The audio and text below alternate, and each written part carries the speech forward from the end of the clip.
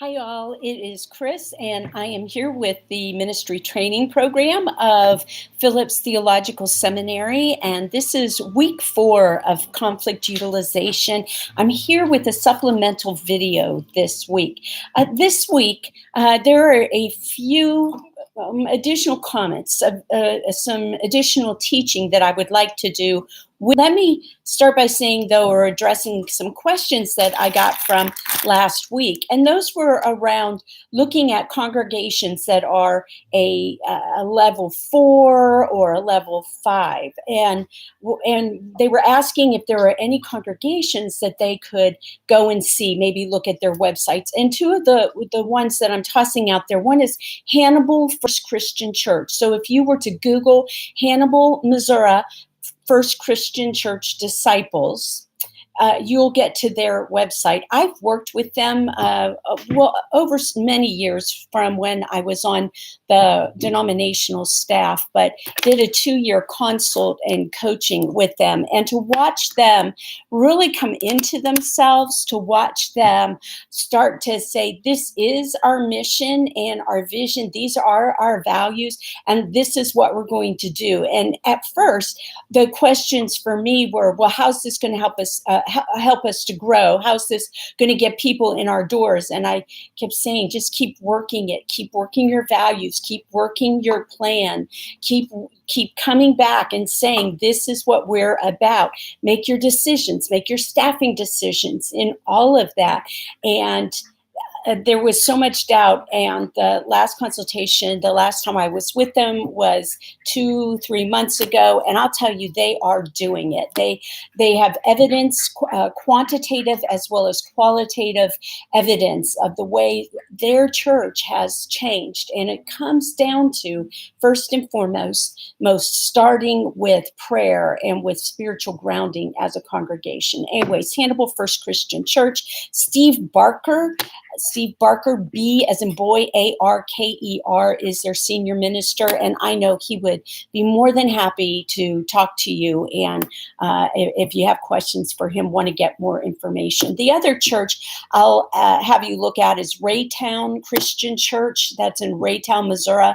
Raytown, Raytown, Raytown Christian Church.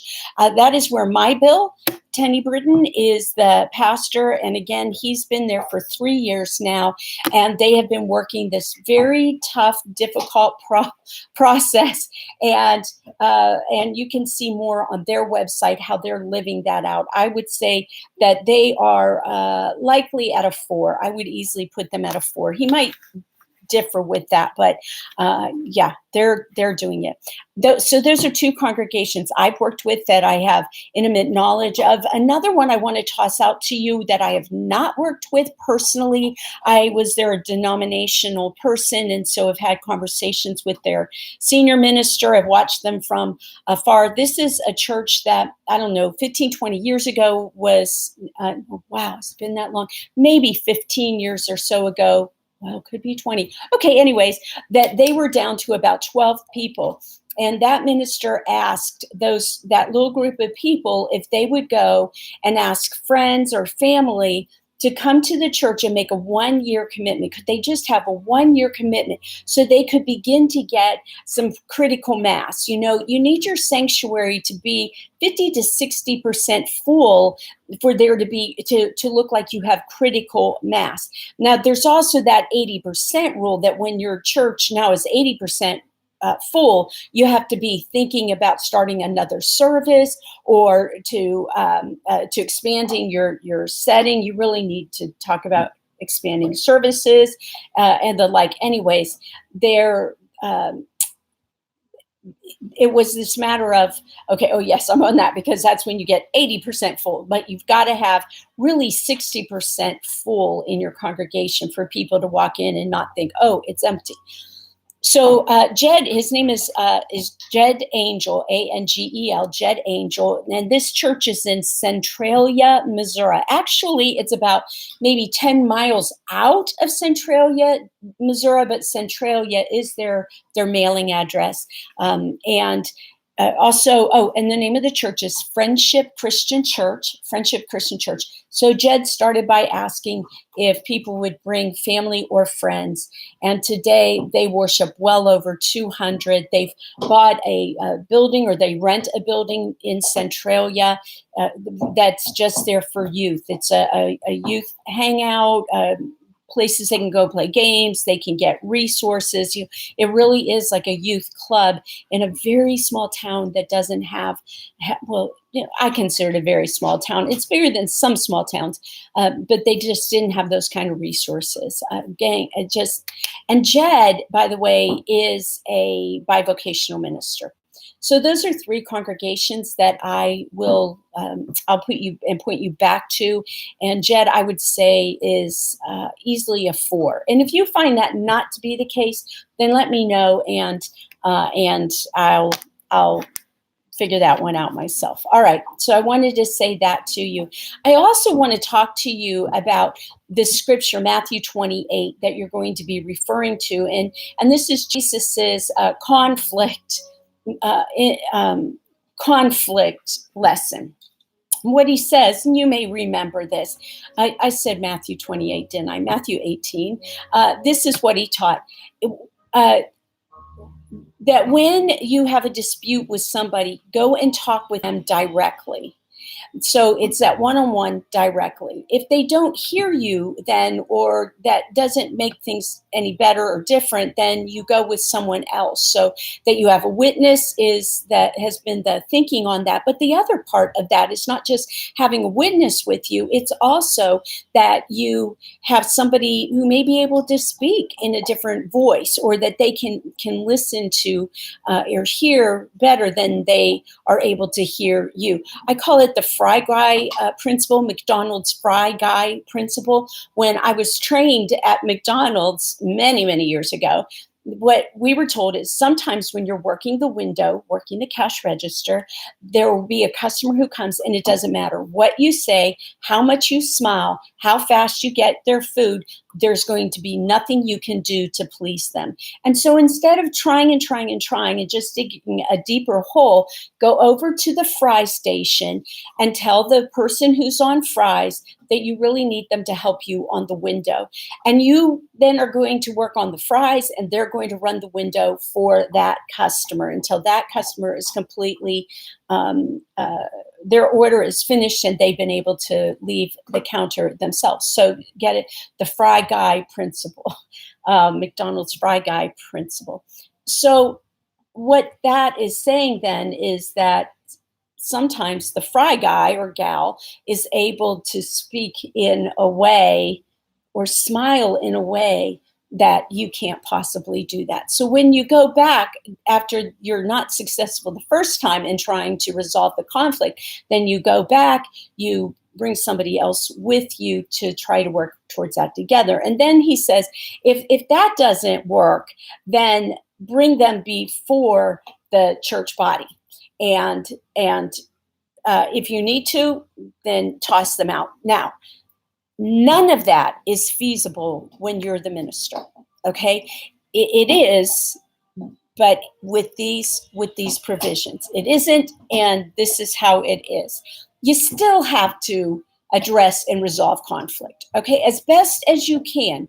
You've got to bring it to some kind of a resolution. May mean that people leave. It can have all kinds of ramifications, but it's still working towards resolution. Never as pastor, or whether it's an associate pastor or you're on staff in some other way in a leadership position, never go speak to someone one-on-one. Because that then says that, yes, it is all about you, and you are the one who's really screwed up. Your worship services are too long. It's your sermon. Now it's your fault. Maybe it's not your fault, right? But that is a church issue. Hannibal First Christian Church. I was there one night, and one of the issues was that there weren't acolytes every single Sunday. And this person wrote a note. They wanted acolytes every single Sunday. And what was wrong with that minister that he could not get them? And the church executive committee was meeting. They had all the other committees meeting in other places in the church. And somebody on that executive committee said, that's not our problem. That's a worship issue. And they took it over to worship for them to solve or not to solve, as the case could be. So you don't go by yourself. And it's easy enough to get rid of the minister. But then the problem, that conflict and a context of conflict and the way conflict is handled in that congregation is still there. The conflict belongs to the congregation. So when the minister says, hey, here's a problem, he's going to say that and talk to and it's where it needs to go be addressed. Then you're going to talk to your chair of your elders and your executive committee, the chair, the vice chair, your board, your council, your session, whatever you call them, president. But you know who I'm saying. You're going to take the head of your administrative committee, whatever that is, president or chair, and the chair or the president of your elders. Because then you go and you're there together. Don't bring them both at first. Just the one goes with you. I say this too because 99% of the time the conflict is not about you, and it's so easy for you to blame yourself. It is the congregations. Allow them to own it. When you go to the second layer, if you have to do this a second time, then you're going to take that other person. So if you had the chair of your elders with you, now it's time to bring the board chair. If you had the board chair with you, now it's time to bring the chair of the elders. And you all go and you talk together. All right. And in these cases, you really want that board chair, that elder, whoever has the greater influence with that person, the person who is able really to is more articulate, I think is the word I want to use here, is more articulate, that really can speak well in these situations. You want to make sure that these are people who are not going to cave, who are not going to give in to the directives or the wishes of folks. If they have a not so high mercy gift, that's a real good indicator as well. You don't want to take the chair of your Stevens ministry with you. People have these huge hearts that will just cave in and try to make everything better. This isn't about making everything better. It's about resolving, coming to a resolution about conflict. It's not about what they don't like. It's about resolving how they're acting out. Okay. When it comes to that third level, and I have only seen this beyond rarely, maybe twice, within a disciples congregation, make sure that you do not take them in front of the congregation. What you really want to do at this point is bring them together with your executive committee.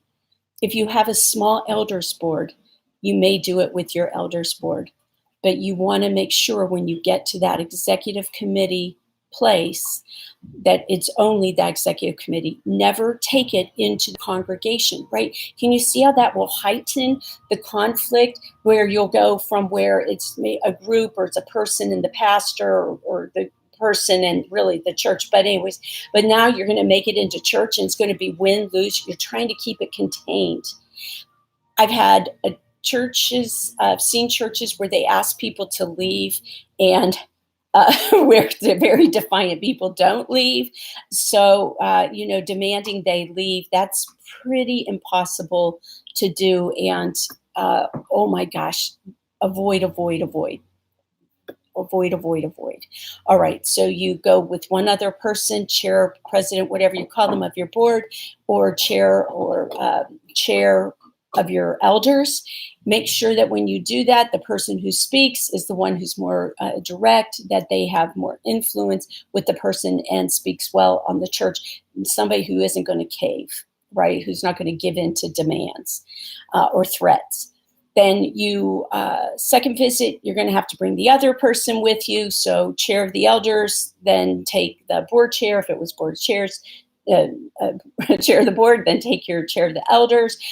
Before all of this, make sure you've sat down at least a couple times and have had conversation and you have a game plan. Make sure you have spelled out what that meeting's going to look like and how you're going to speak. Share house book with them. Just be really be there. This is how we need to do this. And then third, if it's still not resolving, then you need to make sure, actually you need to be making sure you're training your congregation in HALC anyways. When you're not there, then, or when you get to the point, only your executive committee, not the board, or executive committee with elders, but not until you have them trained and ready for that conversation. And I could see these conversations happening over a month's period of time. You'd have the initial conversation and really need to follow that one up in 7 to 10 days. You need to make the follow-up call within 5 days after that. And not you, it needs to be your chair, okay? And even if it was your elder who went, it still needs to be your board chair who makes the follow-up call. All right. Yeah, so I think that's all I want to say about any of that. I guess the last thing I do want to say is never, ever let anyone talk to the bully or the antagonist or the gorilla without you. Oh, we'll take care of this, Pastor. No. You are the pastor. Never give up that position. Now, if you're on staff, then you've got to go to the pastor, right? You're not going to take these pieces, these big pieces, or even little pieces on yourself. If you're in conflictual situations and you're on staff, you've got to talk to the minister about it.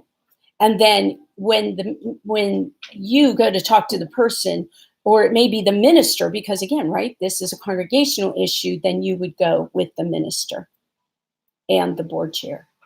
Never, ever, ever let them have the conversation without you. How's that? Okay, so I think I've got enough pieces that I want to give you here. I'm going to build a little bit more down the line. I'm thinking about the need to devise some kind of a tool that will help you see whether or not you are ready to handle conflict. Hal's got something of that. If it's not in this book, I can't remember at the moment, then it's in his Speaking the Truth in Love. We can talk about the kind of leadership it takes, what your leadership style is. You'll be doing that in a couple of weeks. We'll talk about your conflict style, your leadership style. But there really needs to be a test as to whether or not you are up for the task of dealing with a conflictual congregation. Just like they interview and they assess new church planters, I really, really, really have been thinking in these last 2 weeks, we need to have something similar to interview and assess transitional ministers, if you will. All right. Week 4 is upon us. It has opened. I hope you're having a great week. I know I am. Some of us are going to be at a General Assembly pretty soon, and I want to make sure that I get to see you. I'm going to do some live taping from General Assembly next week, hoping to get to sit down with some of our denominational folks to talk about conflict and their takes on that. So there will be more information on that next Monday morning, and we'll go from there. Thank you so much. Take care. I'll see you on the forums. Bye-bye.